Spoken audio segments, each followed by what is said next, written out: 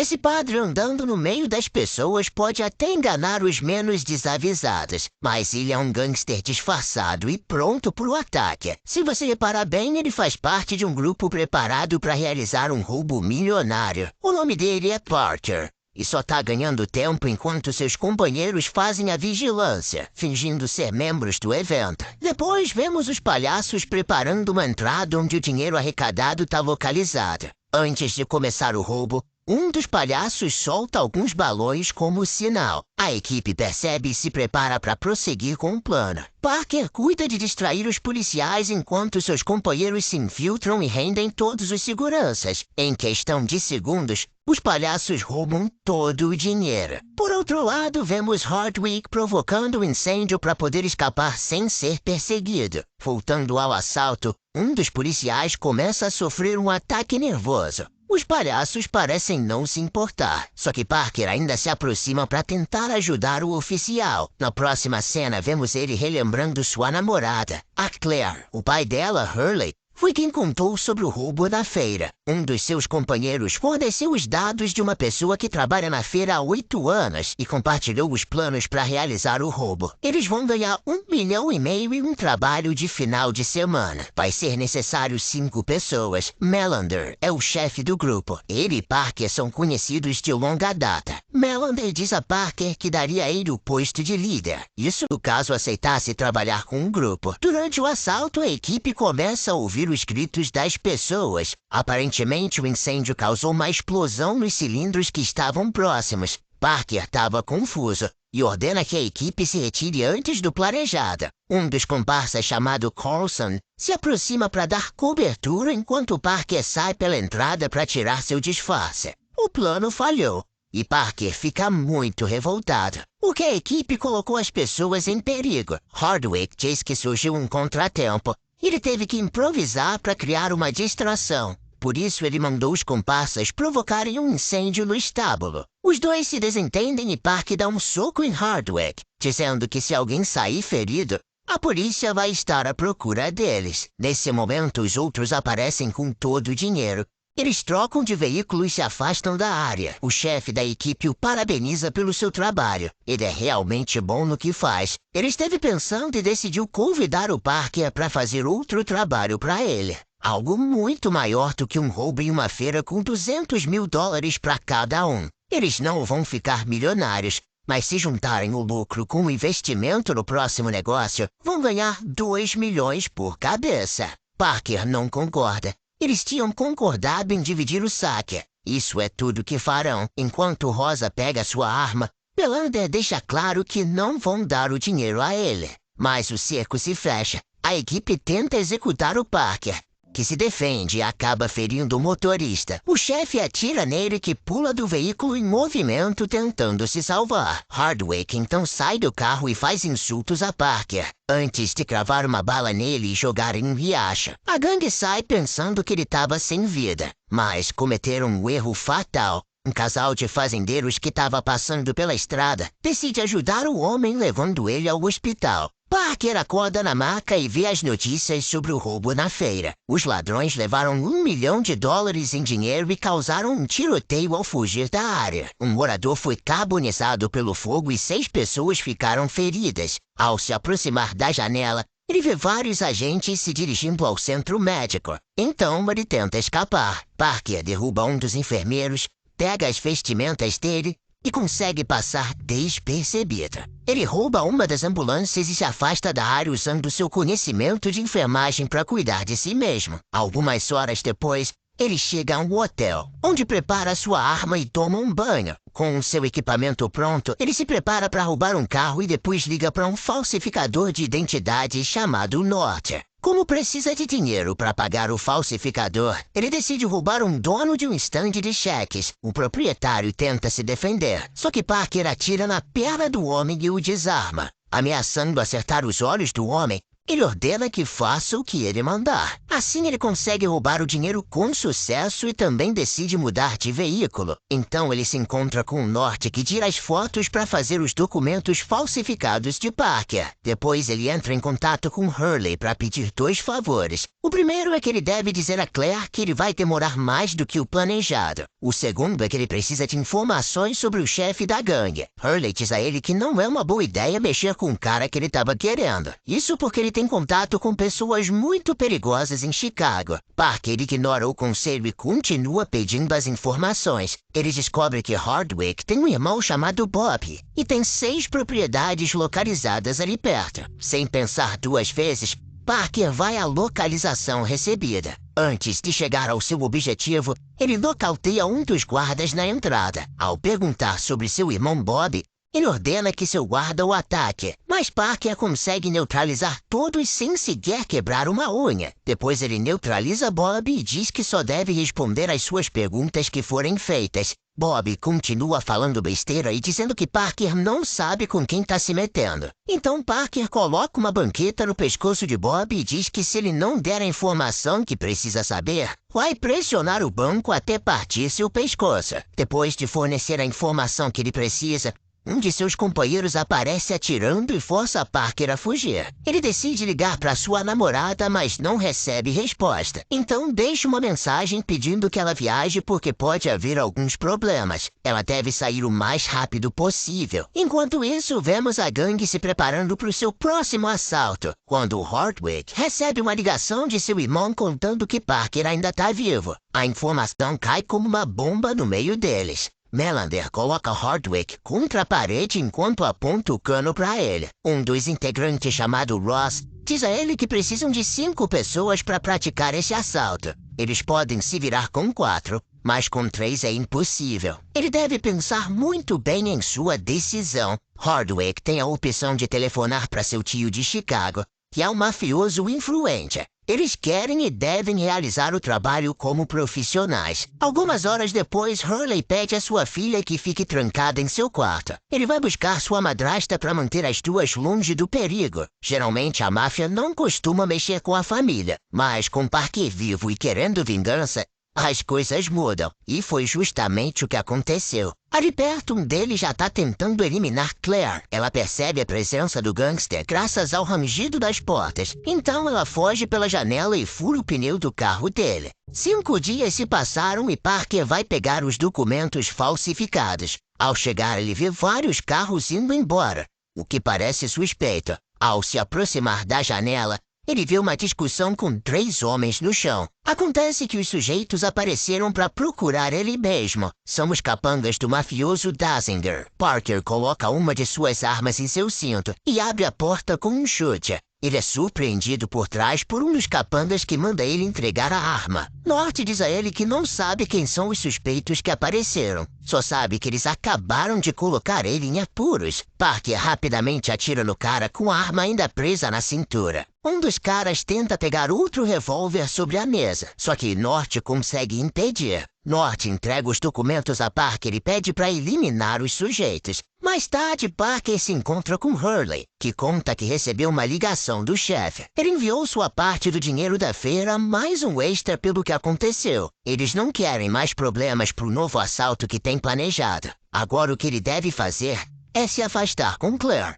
Parker diz a eles que as coisas não funcionam assim. A máfia de Chicago não paga para que os outros não se intrometam. Ele sabe muito bem que esse é o dinheiro dele. Hurley diz a ele que Dazinger enviou um assassino para eliminar a Claire. Tudo o que ele quer é ajudar. Parker diz a ele que não quer seu dinheiro. Ele quer a sua parte. O que ele faz é uma questão de princípio. Quando ele faz um acordo com alguém, as 2 partes devem honrar os termos. Se não forem cumpridos e ele permitir, o caos pode tomar conta. Em seguida, ele comenta sobre a cidade onde a gangue planeja realizar o assalto. Eles não devem alugar uma casa, e sim comprar uma. Nesse momento, conhecemos Leslie, uma corretora de imóveis que está preocupada com a falta de clientes. Ela está ainda mais preocupada depois que sua colega vendeu a 3ª casa de veraneio para um homem milionário. Leslie então arruma um jeito de roubar o cliente de sua colega. O cliente em questão é Parker, utilizando seus documentos falsos. Enquanto ela mostra a área, Ela faz algumas perguntas para conhecê-lo melhor. Depois ela o leva a uma cabana onde Claire está. Eles têm um momento de intimidade e em seguida Claire comenta sobre o assassino. Ao que ele diz que ela pode ir embora quando quiser. Ficar do lado dele é perigoso e por isso ele não vai fazer julgamento se ela ir embora. Tomar caminhos diferentes vai ser o melhor para os dois. Ao se reunir novamente com a equipe imobiliária, Leslie mostra algumas residências avaliadas em mais de 17 milhões. Enquanto eles veem as casas, a garota pergunta se ele é casado. E Parker responde que sua esposa faleceu há muito tempo. Leslie conta que ela está divorciada há 11 meses. Ela conta que foi enganada por um sujeito que vendeu a ela um sonho. Ela pensou que ele era alguém importante, mas era tudo fachada. E no final ela endedou as dívidas dele. Eles continuam explorando as residências e encontram uma que foi comprada há 2 meses por um homem chamado Rodrigo, um cara supostamente vindo do Texas.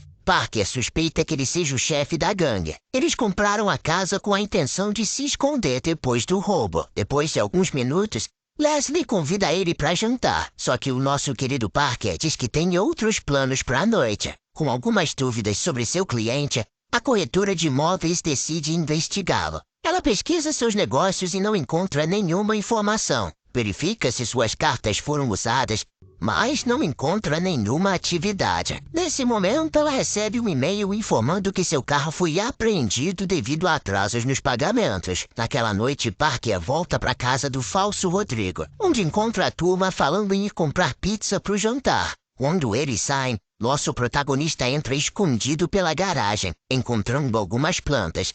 Ele coloca armas em locais estratégicos. Mais tarde, ele tá manipulando as armas da gangue. Os caras aparecem e Parker sai do mesmo jeito que entrou. Ao se aproximar de seu carro, vê o pessoal do setor imobiliário no banco do passageiro. Leslie o convida para tomar uns drinks, mas Parker percebe que ela tá muito desconfiada. Ele agarra ela e pergunta se alguém sabe que ela tá com ele. Leslie diz que não. E eles então vão pro escritório dela. No caminho, ela revela saber que sua identidade é falsa. Uma vez em seu escritório, Leslie desabafa, contando todos os seus problemas. Ela tem uma irmã com quem não fala há 5 anos. É uma quarentona divorciada e mora com a mãe que discute por qualquer coisa. Ela tá cansada de ser motorista de milionários ambiciosos que tiveram sorte na vida e que vivem fazendo ela mostrar residências que eles não vão comprar. Ela propõe ajudar Parker no que ele quer fazer, já que ela conhece muito sobre os ricos daquela região. Além do mais, ninguém se importa com uma simples corretora imobiliária. Parker pede que ela tire toda a roupa. Ela tá se sentindo atraída por ele e tira sem pensar 2 vezes. Só que ele só tava verificando se ela não tava com algum microfone escondido. Vendo que ele tá falando sério, ele vai embora e promete pensar na sua proposta. Na manhã seguinte, o nosso protagonista tá observando o chefe da gangue. Enquanto isso, Leslie tava conversando com o xerife da cidade, que sempre tenta dar uma cantada nela. Nesse momento, ela recebe uma ligação de Parker, que confirma que vai trabalhar com ela. Eles se encontram em um apartamento onde Leslie tenta ganhar um beijo dele. Em seguida, eles começam a falar sobre o trabalho. Ela pergunta se o homem que se chama Rodrigo tirou algo dele, se ele tá associado a outros 3 homens e se eles compraram uma das residências com dinheiro roubado para usar de esconderijo quando fizerem o próximo assalto. Leslie também pergunta se Parker pretende eliminar todos, só que ele responde que só vai fazer justiça. Ele sabe que eles planejam roubar joias. Nenhuma das lojas que ele investigou tem tanto estoque. O saque vai ser entre 50 a 75 milhões de dólares. Leslie fala para ele que serão as joias da Sra. Glendon, uma ex-primeira-dama da alta sociedade. Quando ela morreu, deixou sua riqueza para a cidade. Eles vão leiloar a coleção de joias no valor de 75 milhões. Leslie mostra a área do leilão e tudo que tá por trás dela. De repente, alguns seguranças aparecem pedindo que eles saiam. Na cena seguinte, vemos a gangue se infiltrando nas instalações do leilão e percebem os homens colocando alto-falantes enquanto escondem o equipamento necessário para o assalto no porão. Quando estão indo para os fundos, Parker percebe a presença de Melander do lado de fora do local do leilão. Ele pede à sua companheira que pegue um táxi e volte pro apartamento para pensar em seus movimentos. De repente, um capanga aparece para tentar eliminar o nosso protagonista. Eles lutam usando todos os objetos ao redor. Golpe após golpe, Eles vão pro banheiro, onde Parker estava prestes a ser derrotado, mas graças à tampa do vaso sanitário, ele consegue deixar o assassino inconsciente. A luta entre os dois continua e Parker acaba sendo atingido na mão por um punhal. Mesmo assim, ele joga o homem da sacada. Só que os dois ficam pendurados do lado de fora. Parker se livra do homem dando uns chutes nele. Na manhã seguinte, o xerife visita os agentes imobiliários para fazer algumas perguntas sobre Parker. Leslie diz que ele é um homem do Texas.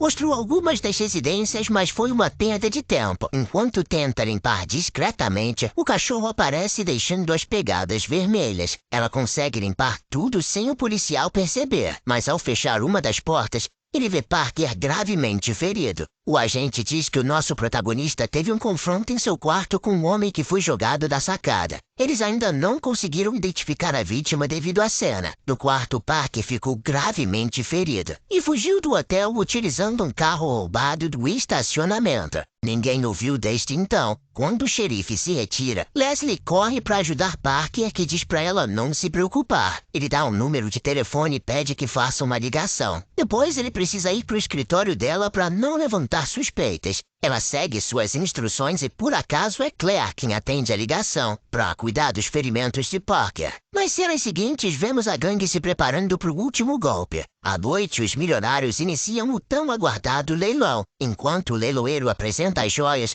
os ladrões ativam remotamente os sistemas de fogos de artifício que colocaram nos equipamentos de som. Em questão de minutos, a gangue aparece disfarçada de bombeiros para começar a roubar as joias. Depois eles saem com seus trajes de mergulho pela parte de trás do porão. O plano era entrar em um barco, mas os policiais percebem que Hardwick está próximo demais da residência privada. Então ele vai embora com o barco e deixa seus companheiros para trás. Antes que os bombeiros apareçam, alguns minutos depois, um dos milionários percebe que as joias foram roubadas. Rapidamente, a polícia ordena o fechamento da cidade e o bloqueio das pontes. Unidades marítimas são implantadas para procurar os ladrões, inclusive com o uso de recursos aéreos para garantir que todas as saídas estejam bloqueadas. Por outro lado, vemos a gangue chegando à residência. Eles conferem as joias e decidem comemorar. Nesse momento, Leslie aparece para espiar a gangue pela janela. De repente, Hardwick aparece bem atrás dela. Ela tenta se explicar, mas eles suspeitam que ela está envolvida com Parker. Ele deve estar escondido em algum lugar. Ross diz a ela que é impossível. O capanga deixou Parker gravemente ferido. Nas notícias disseram que mal podia andar. Hardwick perde o controle e agride Leslie, que cai no chão e percebe a arma escondida embaixo da mesa. O cara exige informações dela, que se recusa a responder.